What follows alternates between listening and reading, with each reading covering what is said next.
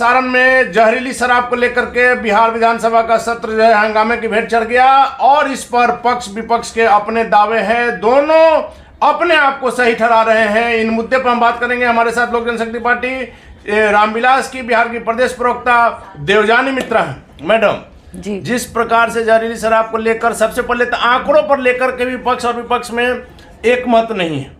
जहां विपक्ष कह रहा है कि 100 से ज्यादा मौतें हुई हैं, आज आधिकारिक बयान आ गया मंत्री जी का, सुनील कुमार जो मंत्री हैं उत्पाद विभाग के, उनका आ गया है कि 38। बाकी जो है वो भ्रामक बातें हैं, बाकी जो खबरें हैं वो झूठी हैं। बस जो सरकार कह रही है वही सच है।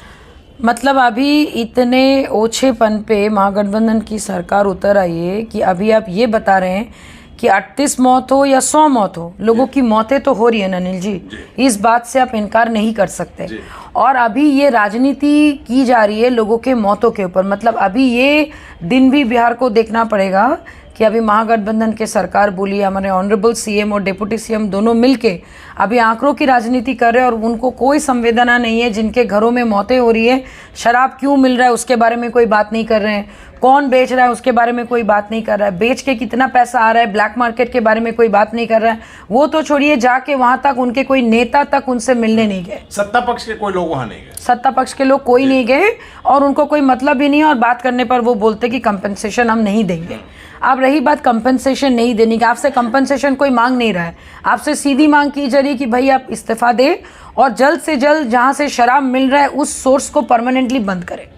मैडम मुआवजे की जहां तक बात है, आज सदन से बाहर निकल करके सम्राट चौधरी ने प्रमाण के साथ दिखा दिया है कि किस प्रकार से 2016 में गोपालगंज में 12 लोगों की मौत हुई थी, सरकार ने मुआवजा दिया था, और 17 में भी 4 लोगों को 4-4 लाख रुपए का मुआवजा दिया गया था। तो सरकार की ही बातों में अंतर नजर आ रहा है। देखिए, सरकार की बातों में अभी अंतर आने का 2 रीजन है। एक तो पहली बात कि पहले जब नीतीश कुमार जी एनडीए के साथ थे तो उनको लगा था कि भाई सारी चीज़ें अच्छी जाएगी, फिर बीच में कुछ मतभेद हुआ, अंदर में पता नहीं उनके क्या खिटपिट हुई, फिर वो उछल के अपने कुर्सी के लिए वो इधर आ गए। अब उनको लग रहा है कि भाई विपक्ष के दल अब उनके ऊपर हावी हो रहे हैं, शराबबंदी को लेकर जनता में आक्रोश है, महिलाएं उनके खिलाफ जा रही है, तो कहीं ना कहीं अभी आक्रोश में वो बौखलाहट में क्या करेंगे नहीं करेंगे उनकी स्थिति हम सब देख ही रहे हैं सदन में। लेकिन मुख्यमंत्री जी तो कह रहे हैं कि महिलाओं के कहने पर हमने इसे लागू किया। अरे भाई, तो अपने महिलाओं के कहने पर लागू तो क्या, लेकिन महिलाओं के घर में जो लोग घरेलू हिंसा की वजह से आपने किया था, घरेलू हिंसा के लायक अपने आदमियों को छोड़ा कहाँ, वो तो मर जा रहे हैं। और सबसे बड़ी बात अनिल जी, और एक चीज आप बताइए, यूपी में शराबबंदी नहीं है, बाकी बहुत सारे ऐसे स्टेट है, बंगाल बोलिए, साउथ ईस्ट, कहीं पे भी नहीं है। तो वहां पे क्या आपका क्या कहते हैं, आपका डोमेस्टिक वायलेंस नहीं है। और अगर आप देखिएगा पैंडेमिक में सबसे ज्यादा नंबर 1 में अगर कोई कंट्री था वो था इंडिया डोमेस्टिक वायलेंस के ऊपर। तो इसको आप शराबबंदी से आप कैसे आप इसको रिलेट कर सकते हैं? आप इसको नहीं कर सकते ना रिलेट। मैडम चिराग पासवान ने ही जो बातें कही कि चलिए मौतें हुई, शराब बिकी, ये तय है, लेकिन जिसने बेचा, जो पिएगा वो मरेगा। देखिए, मुख्यमंत्री जी ने कहा कि जो पिएगा वो मरेगा, लेकिन जो बेचेगा उसका क्या होगा? वही तो बोल रहे हैं कि जो पिएगा वो मरेगा और जो बेचेगा वो मौज करेगा। अगर ऐसी बात है तो हमें ऐसा सरकार नहीं चाहिए। और सबसे बड़ी बात, वो घुमा फिरा कर वो आंकड़ों की राजनीति करे, 100, 38, 60, 50। भैया आप ये बात बताओ ना कि शराब आया कहाँ से? वहां पे लोगों ने, यही है कि शराब आया कहाँ से, वो बना कौन रहा? और आप एक बात बताइए, लोगों को जिनको लत लगी है उनको आप एडुकेट नहीं करेंगे, उनको आप बताएंगे नहीं कि भाई ये जो शराब है इसमें जहर है, तब लोग नहीं पियेंगे। लेकिन सबसे बड़ी बात, वहां पे शराब मिल कैसे रहा है? आप उस चीज पे जड़ तक जा ही नहीं रहे हो, क्योंकि आपको भी पता है बिना आपके सपोर्ट सिस्टम का, बिना आपके एडमिनिस्ट्रेशन का सपोर्ट सिस्टम का चीजें नहीं हो सकती। 2 थानाध्यक्ष मसरक और ईसुआपुर, उन पर कार्रवाई हुई, 1-2 चौकीदार पर कार्रवाई हुई है। देखिए, कुछ लोग पकड़े गए हैं, बड़े लोग अभी भी सामने। एग्जैक्टली, आप चौकीदार या उस थाने का एसआई को पकड़ के आप आई वॉश करेंगे, देखो देखो मैंने पकड़ा, तो भैया उनको हिम्मत कौन दी? एक एसआई या फिर चौकीदार में इतनी हिम्मत नहीं होगी कि जहर बनाइएगा, क्या कहते हैं, आपका जहरीली शराब होगा, फिर वो पिएगा, लोग मरेगा। तो मतलब आप पूरा टिकरा जो है आप उन तबकों का, आप उन क्या कहते हैं एम्प्लॉयज के ऊपर फोड़ना चाहते हैं जिनके पास, जिनके हाथ में कुछ है ही नहीं। उनके ऊपर कौन है उसके बारे में बात ही नहीं हो रही है। लेकिन मैडम इसमें एक बात और जो निकल कर आ रही है, लोगों का भी करना है कि बीजेपी अभी जितना आक्रामक है, आपने देखा होगा बीजेपी क्या मुख्यमंत्री जी के साथ कई दशक का संबंध है जी। आज जब सत्ता से बाहर हो गई बीजेपी तो उसको भी जनता की बिहार की चिंता नजर आ रही है। जितना हंगामा सदन में हो रहा है, सारा सदन का जो 5 दिन का जो कार्यकाल था, 5 दिन का जो सत्र था, हंगामे की भेंट चढ़ गया। बीजेपी पहले क्यों नहीं इतना आक्रामक? देखिए, मुझे ऐसा लगता है कि ऐसा नहीं कि बीजेपी पहले आक्रामक नहीं थी। पहले भी जब आपका जस्ट हमारे ऑनरेबल सीएम साहब महागठबंधन आने से पहले जब भी शराब से कुछ लोगों की मौत हुई थी, उस वक्त भी बहुत शोरगुल, बहुत हंगामा हुआ था।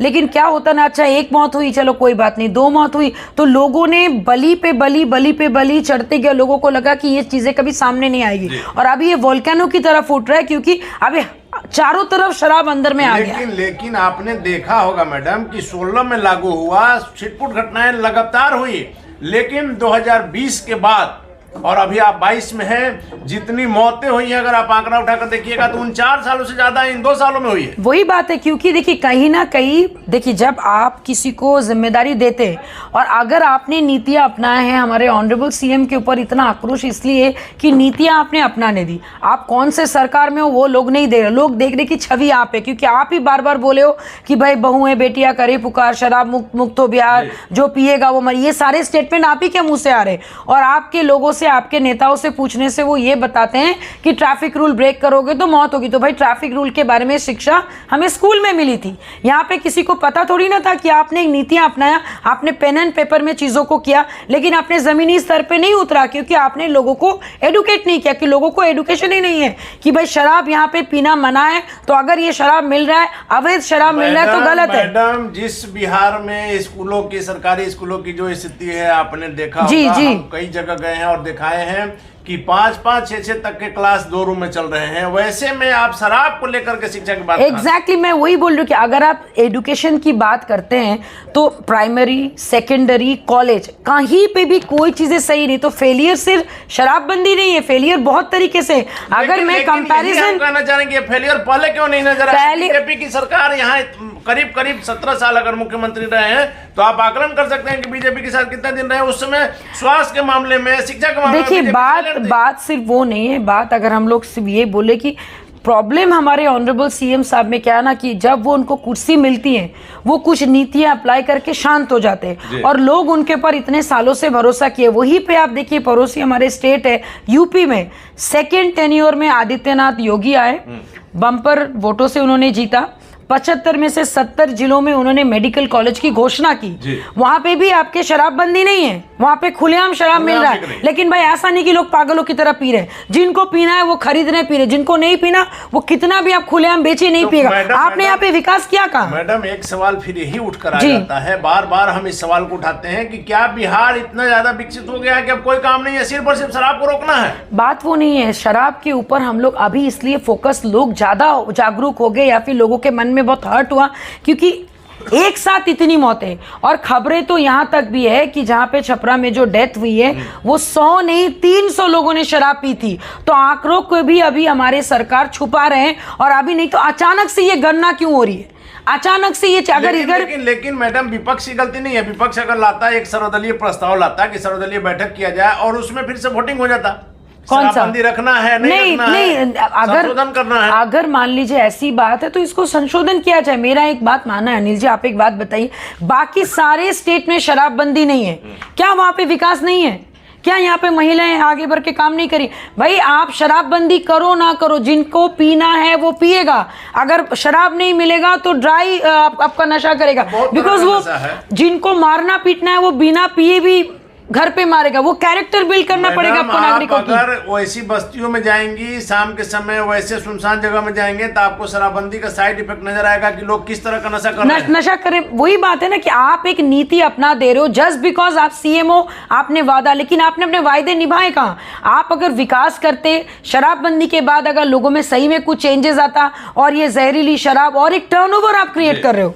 मेन देखिए, हम लोग अभी क्या है ना, मौतों के ऊपर फोकस कर रहे हैं, साथ में हमें ये भी फोकस कर करना चाहिए कि शराब आ कहां से रहेगा, स्टेट टू स्टेट अगर डिलीवरी जर को काटे और वो पैसा कहां जा रहा है। जब ये उद्योग था यहाँ पे, जब यहाँ पे रोजगार था तो 4.5 से 5,000 का टर्नओवर होता था अगर मैं गलत नहीं हूं तो। अब वो 20,000 प्लस हो गया, तो भैया वो 20,000 जा किसके पास, जा किसके तो नहीं जा रहा, सरकार के पास है, तो ले कौन रहा है, उतने पैसे के मालिक कौन बन रहे हैं, और अगर सही में वो पैसा है तो कहां है, क्योंकि उस पर कोई ध्यान ही नहीं दे रहा। ध्यान आपका मेरा सबका भटकाया जा रहा है और इसीलिए बार बार बोला जा रहा है कि मुआवजा नहीं देंगे तो लोग नहीं पिएगा। भाई ऐसे करके नहीं होती है, आप मुआवजा नहीं देंगे लोग नहीं पिएगा, अगर ऐसे होता तो पहले आपने मुआवजा क्यों दिया, आपको तभी भी नहीं देना था। जस्ट बिकॉज अभी आपके ऊपर प्रेशर है और आपकी पोल खुल गई है तो आप मुआवजा के लिए, तो आपसे मुआवजा तो अभी भी देना होगा, प्लस आप मुआवजा दीजिए नहीं दीजिए, पूरा बिहार जो है भी आपसे फ्रस्ट्रेट हो चुका है और आपका फ्रस्ट्रेशन हम लोग सदन में देख चुके हैं। तो काइंडली आप भाई इस्तीफा दे और अपने घर में बैठे। आखिरी सवाल है कि अगर सरकार का यही रवैया रहा, ना मुआवजा देगी ना शराबबंदी में किसी प्रकार का संशोधन होगा, तो लोजपा आर का क्या लगा? डेफिनेटली हम लोग देखिए, वैसे भी आपने देखा होगा कुछ दिन पहले हम लोग आपके प्रदर्शन किए थे वहाँ पे, और ये चीज़ें जारी रहेगी और हम लोग इसमें चुप नहीं बैठने वाले, क्योंकि कहीं ना कहीं एक इमोशनल कनेक्शन लोगों के साथ है और मारे जा रहे गरीब तबके के लोग जिनको लत लगी हुई है, जिनके पास एडुकेशन की कमी है, जिनको पता नहीं है।